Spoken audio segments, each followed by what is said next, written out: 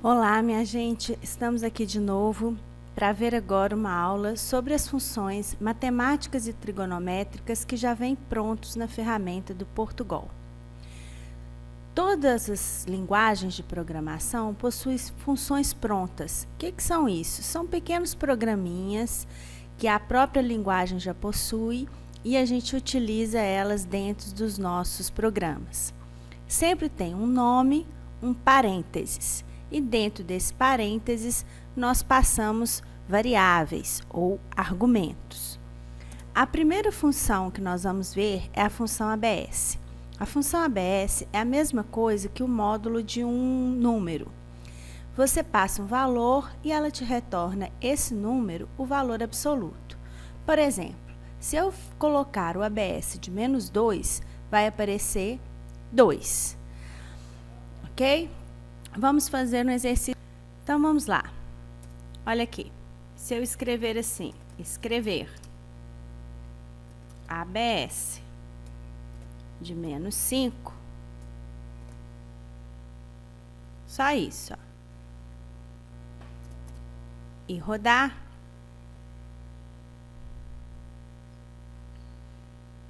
olha lá, aparece o quê? 5.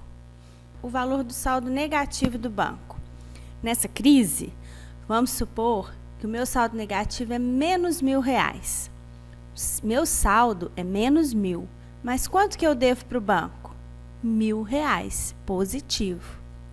Então, olha só, fiz um programa, a primeira linha é um comentário, programa para informar o valor da dívida, criei uma variável do tipo real, porque dinheiro tem centavos, chamei essa variável de saldo 1, pedi para o usuário para digitar o saldo negativo, vou ler esse saldo negativo e vou escrever o valor da dívida é o ABS desse saldo, ou seja, o valor absoluto desse saldo. Vamos rodar esse programa aqui no Portugal. Rafik? Aqui está o programa no Portugal, vou executar.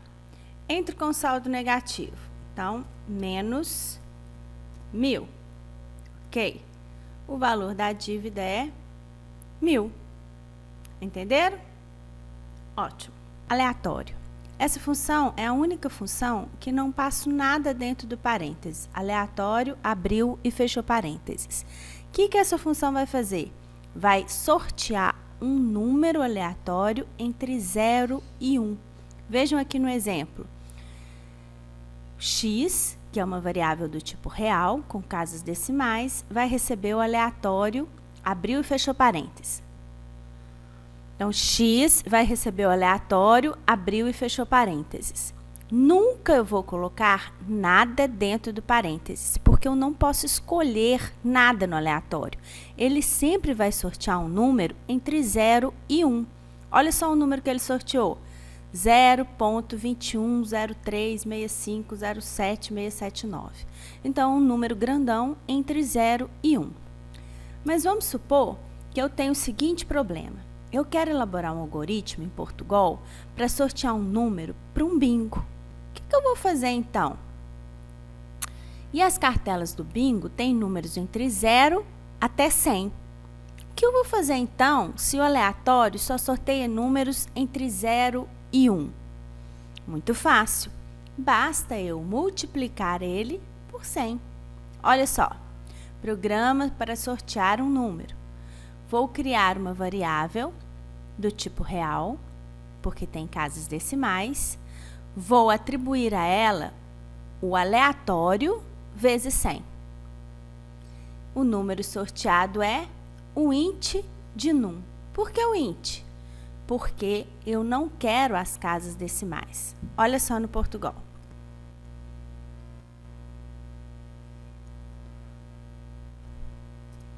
Olha, vou fazer bem simples, nem vou declarar variável nem nada, olha. Se eu der escrever aleatório, abriu e fechou, olha que legal. Todas as vezes que eu rodar, ele vai sortear um número diferente. Ó, entre 0 e 1. Se eu quiser eu posso multiplicar esse número por 100. Ele vai me dar um número até 100. Mas no bingo, eu não tenho casas decimais. Então, eu vou querer somente a parte inteira desse número. Ó. Pronto.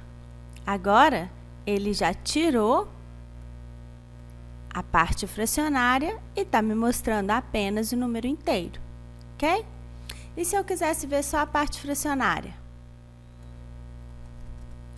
Frac. Olha. Só a parte fracionária do número. Tem uma outra função que é redonda, ó. Arrede. Arredonda. Vamos ver passo a passo?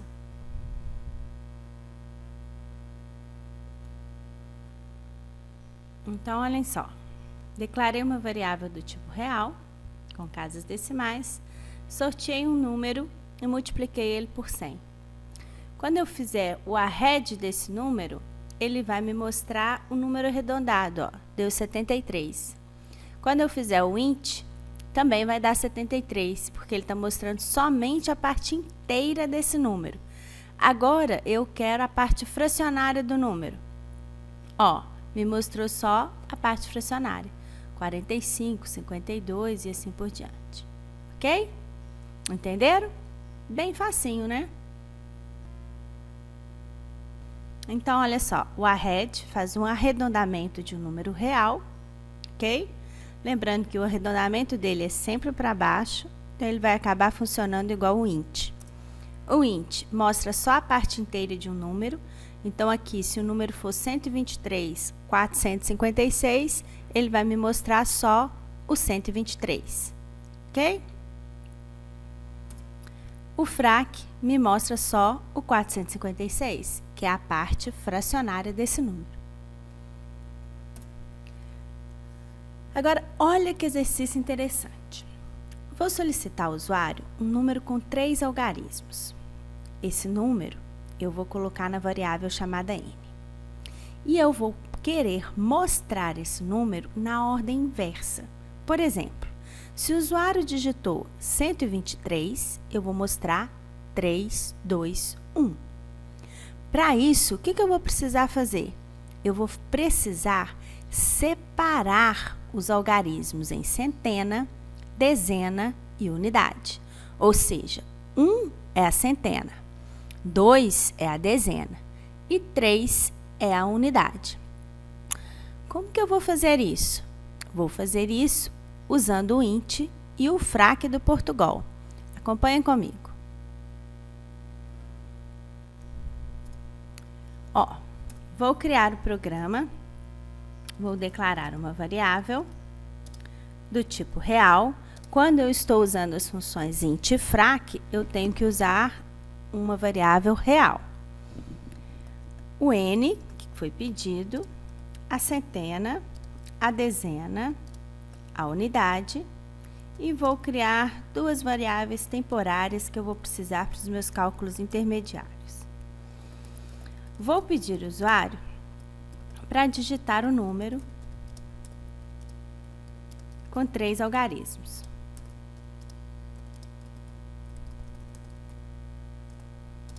O /n é só para mudar de linha.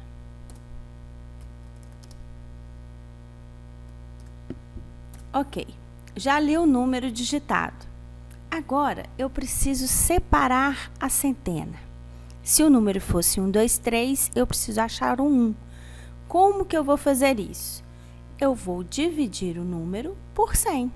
Então, olha, vou pegar essa variável temporária e vou fazer n dividido por 100. Vou rodar só essa parte para vocês entenderem, olha. Na declaração de variáveis, eu criei todas as minhas variáveis como reais, então todas foram criadas com 0.0. Vou pedir um número, ó, vou pedir o 123, que foi dado no exemplo.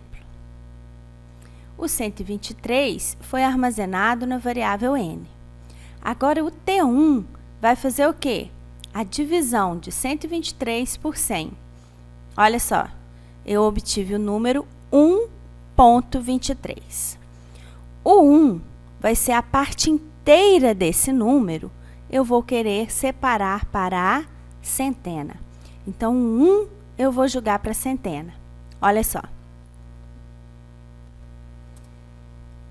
A centena vai ser a parte inteira do T1. E a parte fracionária, que é o 23? Eu vou jogar para um T2.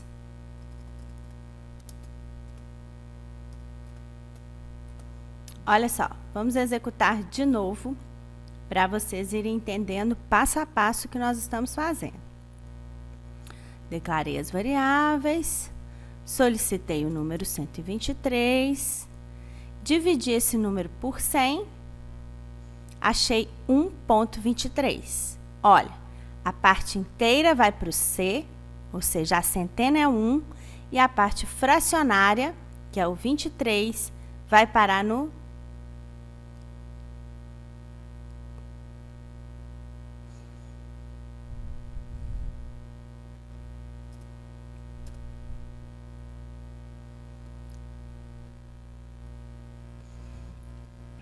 declarei as minhas variáveis, todas reais.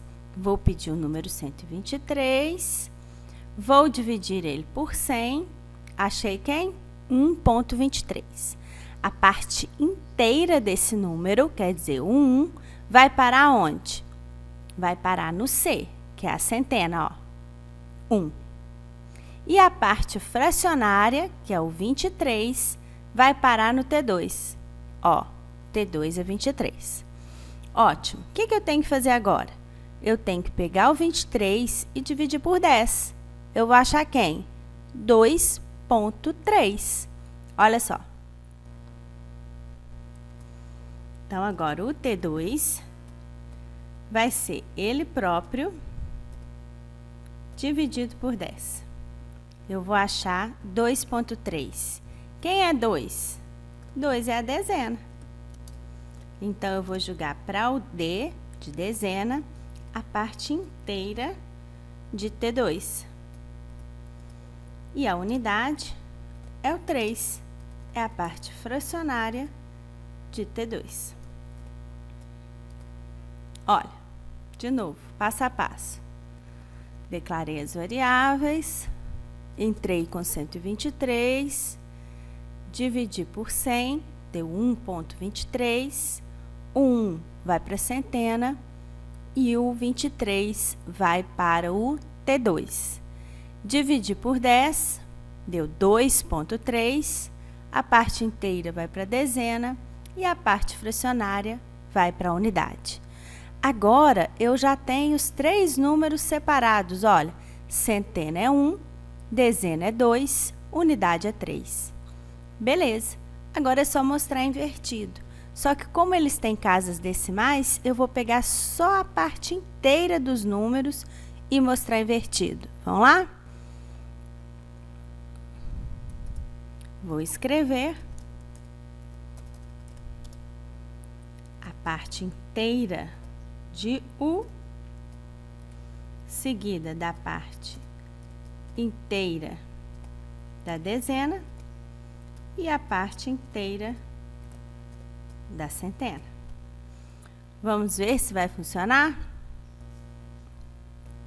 Cadê o fim? Isso. Então, vamos rodar o programa. Vou pedir um número, 123. Olha aqui, ele me mostrou 321. Perfeito. Vamos testar com outro número? 456, 654. Perfeito. Gostaram? Brilhante, né? Uma outra função é a função ESP. A função ESP eleva um número ao número neperiano. Qual é o número neperiano? 2,718281 e lá vai pedrada. Então, o número de Neper, né, ele é uma constante muito famosa, utilizada muito na matemática. Também é denominada de constante de Euler. E nós vamos usá-la aqui com a função ESP. ESP e o número que você quer elevar ao número neperiano. Aqui no exemplo, eu elevei 1. Então, 1 elevado ao número neperiano vai ser o próprio número neperiano. Além do ESP, nós também temos o logaritmo neperiano, ou seja, ele calcula o logaritmo na base E. Então, o logaritmo neperiano do próprio número de Neper é 1, ok? Ah, mas se eu quisesse usar o logaritmo na base 10 e não na base neperiano, eu posso? Posso.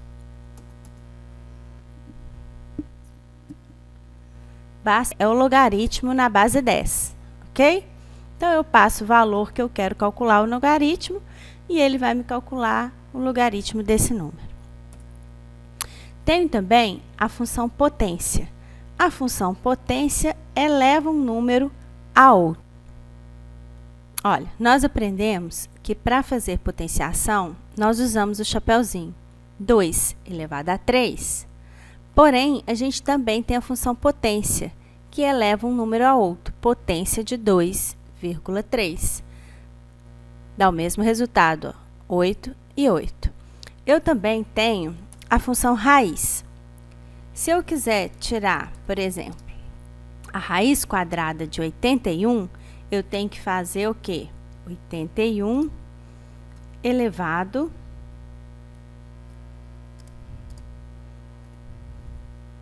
a meio. Não é isso? Vou colocar aqui um barra N só para mudar de linha. Nós aprendemos que para fazer raiz quadrada, eu uso a potenciação, porque eu não tenho no teclado um símbolo para raiz quadrada. Então, 81 eu tenho que elevar a meio. Então, eu vou elevar ele a 0,5. Ó, raiz quadrada de 81 é 9. Mas também eu posso usar a função raiz, escrever raiz de 81. Vai fazer a mesma coisa. Ó, 9 deu o mesmo resultado, tá vendo?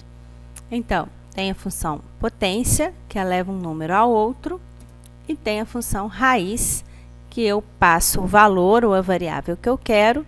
Aqui no exemplo, eu criei uma variável chamada número, atribuí 9 ao número e falei que eu queria saber a raiz desse número, ok? Aqui, nós já fizemos esse exercício, calcular a área do hexágono. Quanto que é a área do hexágono? 3 vezes a aresta ao quadrado, raiz quadrada de 3 dividido por 2.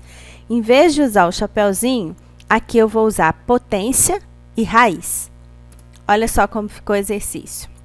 Aqui eu coloquei um bloco de comentário, lembrando que o comentário é algo opcional na programação, é apenas para você documentar o seu programa. Comecei o bloco com barra asterisco e terminei o bloco com asterisco barra, programa que calcula a área do hexágono. Declarei as minhas variáveis, a de aresta e área, e coloquei o 3 e o 2 como constante. Constante inteiro, 3.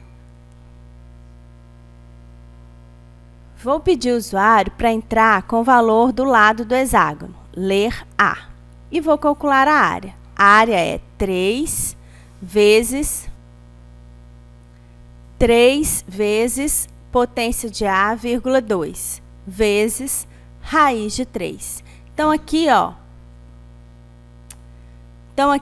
o A ao quadrado, eu coloquei potência de A, vírgula 2. E a raiz quadrada, eu usei a função raiz. Ok? Entenderam? Bem facinho, né?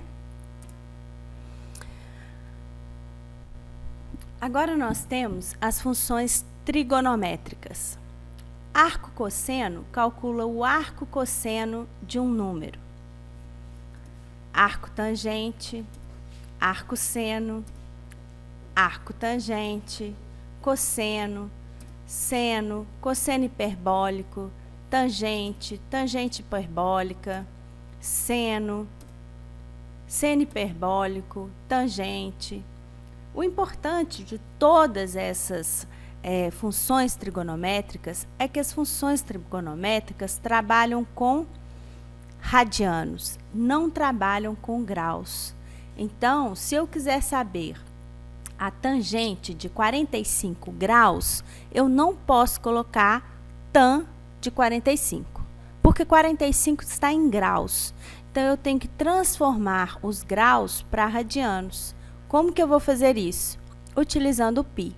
Eu sei que o valor de π, 3,1415, equivale a 180 graus. Se π equivale a 180 graus, então π dividido por 4 é 45. Então, eu vou colocar tan de ângulo dividido por 4, onde ângulo é exatamente o valor de π.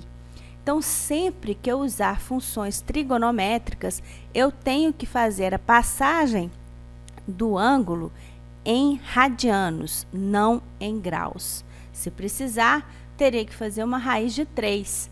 Se π equivale a 180, o valor que foi passado equivale a x radianos. Faço a minha regra de 3 e apresento o resultado. Então, vamos ver um exercício. No triângulo, os ângulos de 30, 45 e 60 são considerados notáveis, pois estão presentes em diversos cálculos. Elabore um algoritmo em Portugal para calcular o seno do ângulo de 30, o cosseno de 60 e a tangente de 45. O valor do ângulo deverá ser introduzido em radianos. Sabemos que π é 3,1415,9. Vou utilizar 5 casas decimais. O π em radianos é igual a 180 graus. Então, isso quer dizer que em todos os exercícios trigonométricos eu tenho que declarar o π. Olha só. Declarei o π chamado de AG. AG de ângulo. Então, é uma constante do tipo real chamada AG, e atribuí ela 3,1415,9. Se eu quero calcular o seno de 30 graus, basta eu dividir por 6. 180 dividido por 6 não é 30? Então, eu quero escrever o seno de AG dividido por 6. Mesma coisa, eu quero cosseno de 60. Quanto que é 60? 180 dividido por 3. Então, AG dividido por 3. Quanto que é 45? 180 dividido por 4. Então, aqui eu estou mostrando o seno dos ângulos solicitados e depois escrevendo uma mensagem. Corresponde ao seno de 30 graus. O texto está entre aspas. Separo o texto por vírgula do resultado da função. Entenderam? Então, sempre que formos usar exercícios trigonométricos, vamos declarar o π e transformar o graus em radianos para... Vamos ver aqui um outro exemplo. Aqui eu fiz um programa para calcular o seno de um ângulo qualquer. No exercício anterior, era fácil fazer a divisão de 180 por 2, por 3, por 4. Eram ângulos exatos. Porém, aqui eu vou pedir um ângulo qualquer para o usuário.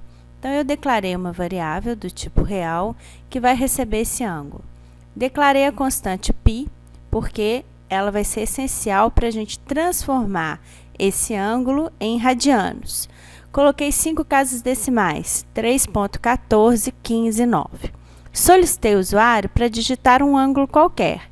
Entre com o ângulo em graus para calcular o seno. Ler ângulo. O seno do ângulo é /t, vai dar um espaço para frente. E aqui eu fiz a regra de 3, olha. O seno de quem?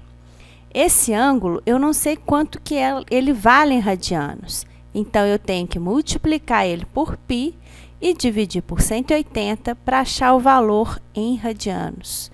E aí sim eu vou conseguir saber quanto que é o seno desse ângulo. Olha, vamos executar. Vamos supor que eu quero 22 graus. O seno de 22 é 0,3746 e assim.